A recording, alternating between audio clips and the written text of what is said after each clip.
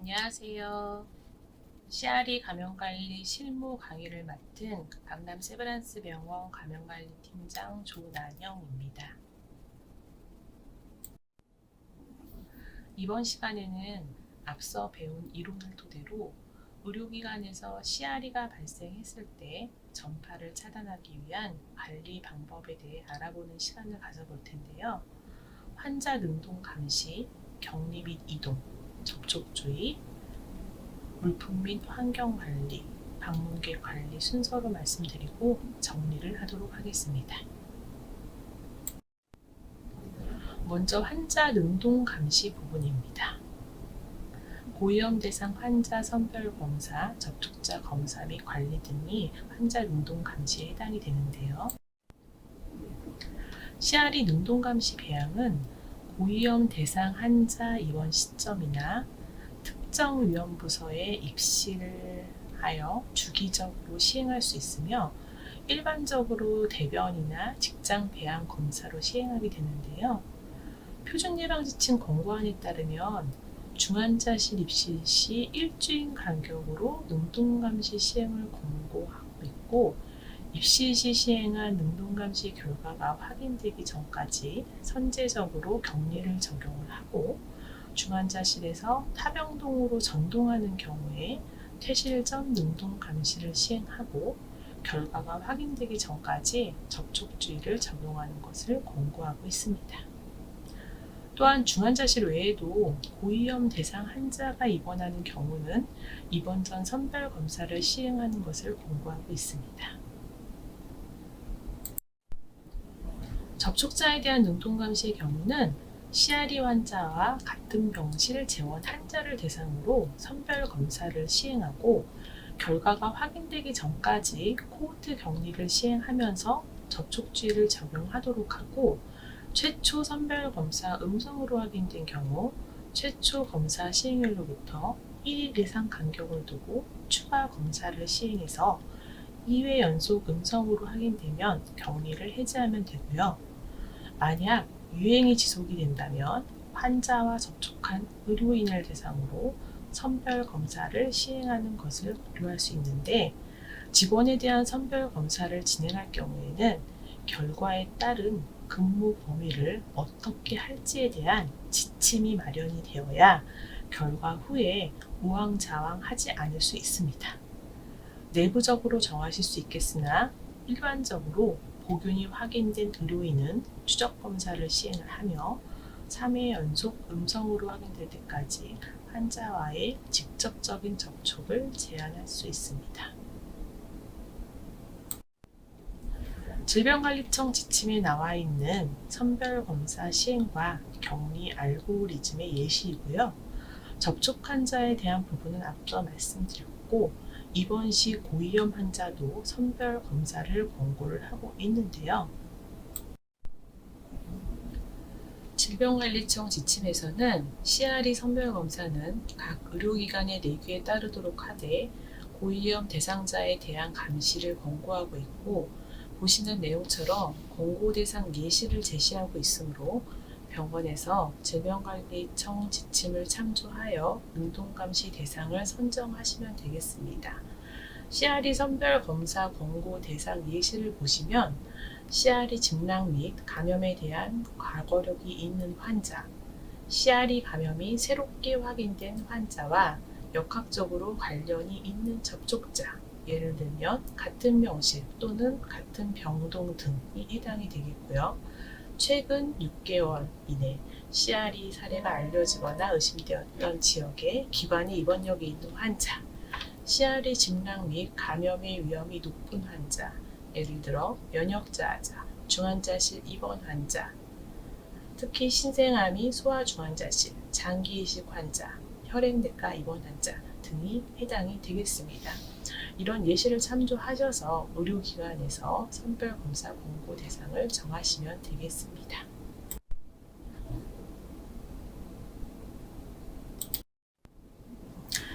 다음은 환자 격리 및 이동을 보도록 하겠습니다.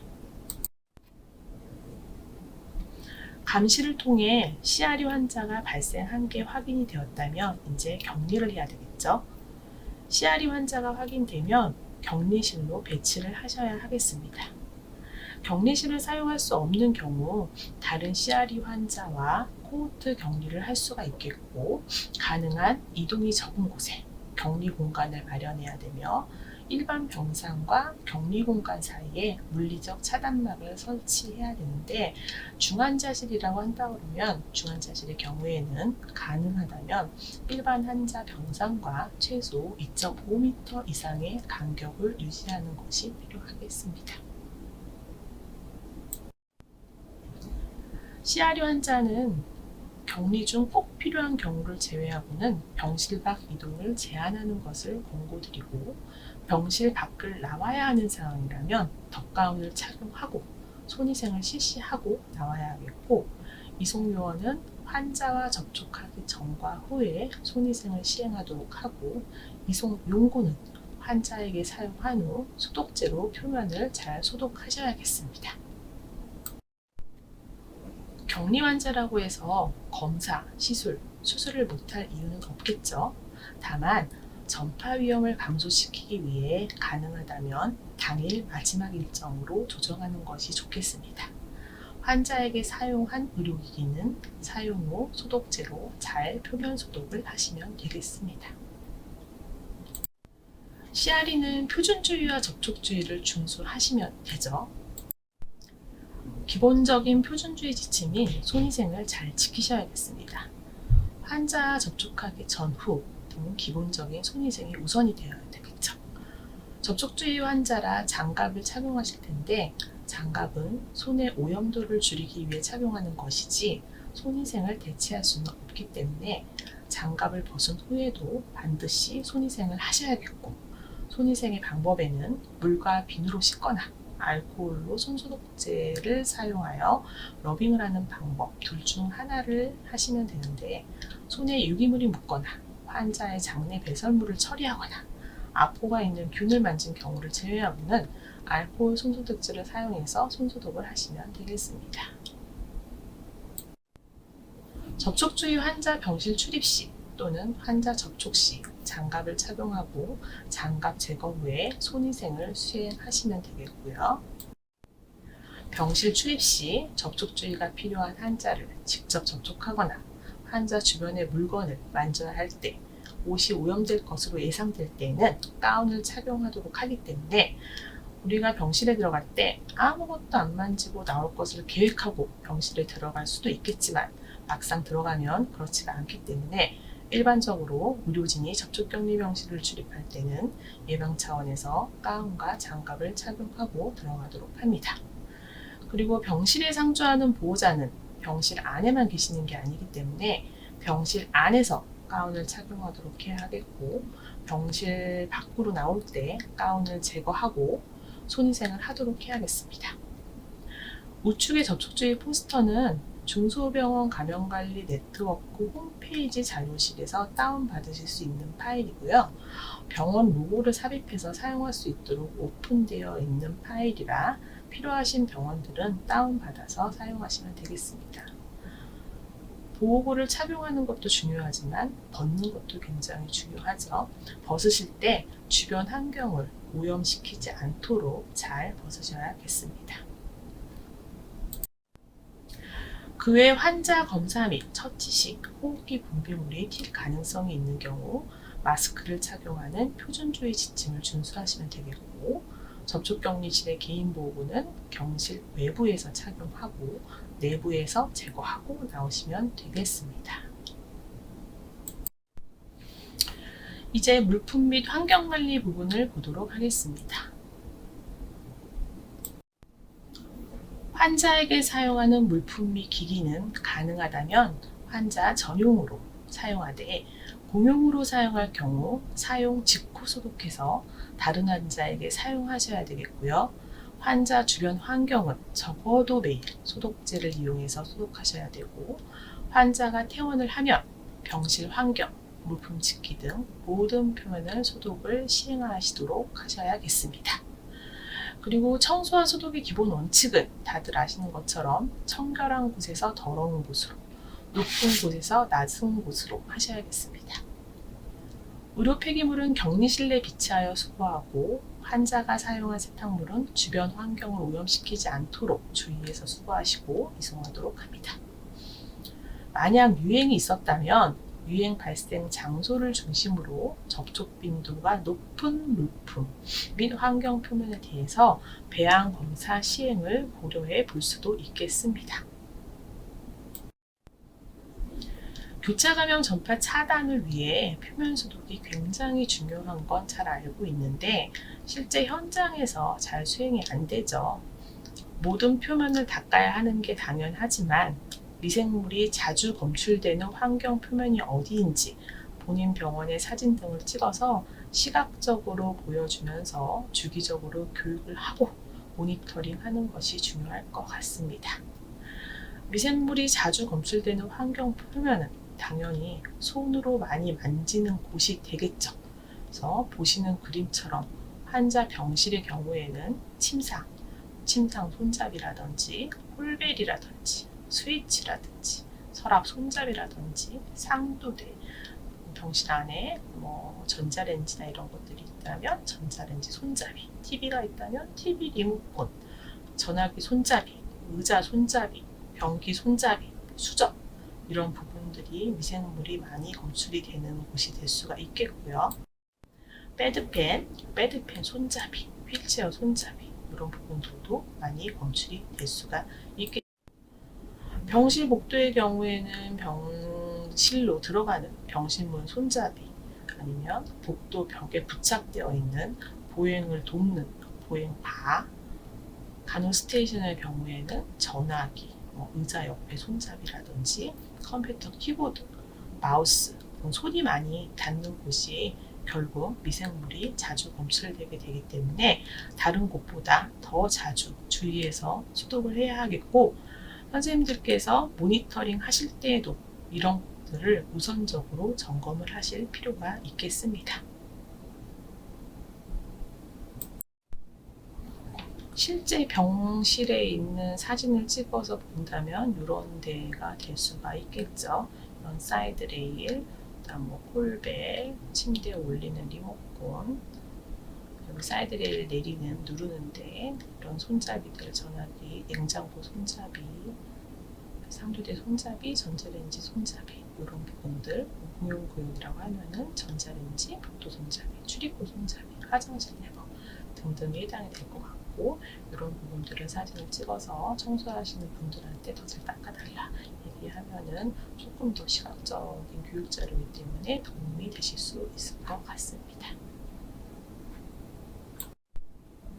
그래서 CRE 감염증 발생 시 병실 환경소독 점검을 나갈 때 보시는 예시의 체크리스트처럼 접촉이 빈번한 표면을 목록화하셔서 점검표를 만들고 표면 소독을 수행하는 분들이 해당 점검표를 가지고 직접 체크하면서 수행할 수 있도록 한다면 누락되는 것을 조금이나마 예방할 수 있을 것 같습니다. 방문객 관리는 격리 중 방문객은 가능한 제한을 해야 되겠고 불가피하게 방문객이 필요한 경우에는 방문객들이 모두 접촉주의를 준수할 수 있도록 충분히 교육이 되어야겠습니다.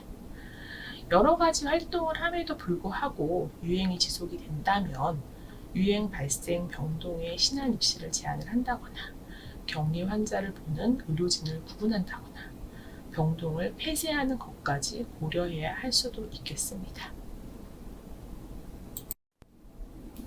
마지막으로 정리를 하도록 하겠습니다.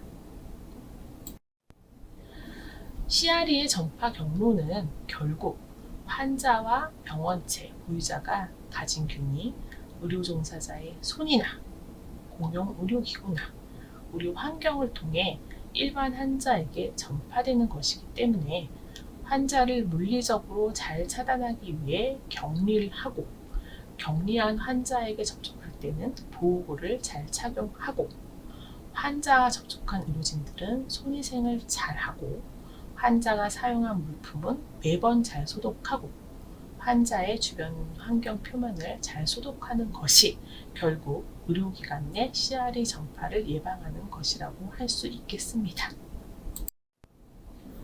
질병관리청 매뉴얼 부록에 이번 시간에 말씀드린 내용들을 중심으로 의료기관에서 CRE 발생 시 참조할 예방 전략들이 보시는 내용처럼 표로 잘 정리가 되어져 있습니다. 보시는 내용에 보시면 방금 말씀드린 내용들이 다 설명이 되어져 있는데요. 입원 시 선별 검사를 하는 경우에 예가 있죠. 고위험 대상 환자에 대하여 선별 검사를 하는 경우 가능하다면 선제 격리를 시행한다. 선별 검사 결과에 따라 다음과 같이 조치를 한다.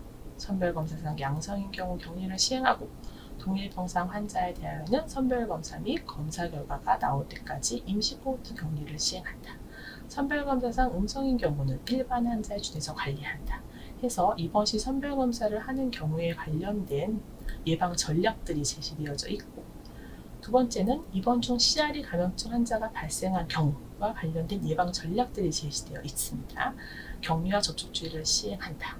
직원들의 손위생과 접촉주의 지침을 강화한다. 세 번째는 접촉자의 경우 최초 선별검사 결과 음성이 나온 경우 최초 검사 시행일로부터 1일 이상 간격을 두고 추가 검사를 시행하여 2회 연속 음성을 확인한다. 결과 확인 전까지 새로운 환자의 입원 제한의 필요성을 검토한다. 네 번째는 병실 내 환경 표면에 대하여 전반적 소독을 시행하고 접촉이 빈번한 물품 및 환경의 표면을 매일 소독제로 닦는다. 해서 입원 중 CRE 감염증 환자가 발생한 경우 어떻게 할 거냐에 대한 예방 전략들 4가지가 제시가 되어져 있습니다. 그럼에도 불구하고 CRE 감염증 환자가 집단 발생한 경우는 어떻게 하냐?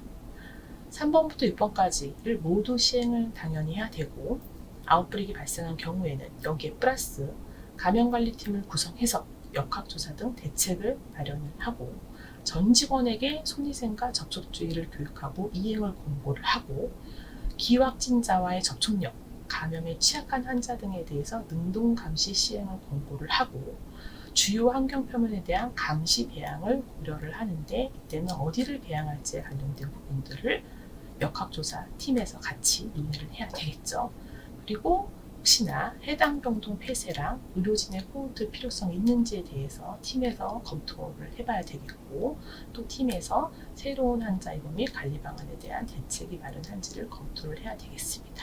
이런 예방 전략들에 대해서 잘 제시가 되어져 있기 때문에 각각의 상황에 맞춰서 어떤 전략들을 수행을 할지에 대해서 병원 내에서 논의를 하시면 되겠습니다.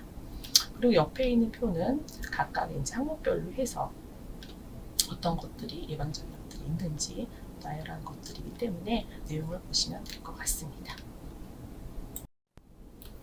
마지막으로 집단 발생했을 경우에 어떻게 해야 되냐 관련해서도 점검표로 잘 정리가 되어 있기 때문에 실제 해당 표를 참조하시면 많은 도움이 되실 것 같습니다.